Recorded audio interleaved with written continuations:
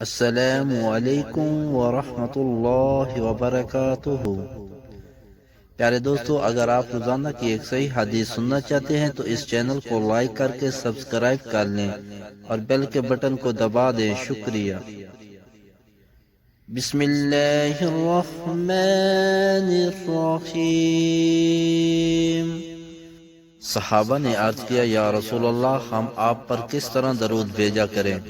تو رسول اللہ صلی اللہ علیہ وسلم نے فرمایا کہ یوں کہا کرو، اے اللہ، رحمت نازل فرما محمد پر اور ان کی بیویوں پر اور ان کی اولاد پر، جیسے کہ تو نے رحمت نازل فرمائی آل ابراہیم پر، اور اپنی برکت نازل فرما محمد پر اور ان کی بیویوں اور اولاد پر، جیسے کہ تو نے برکت نازل فرمائی آل ابراہیم پر۔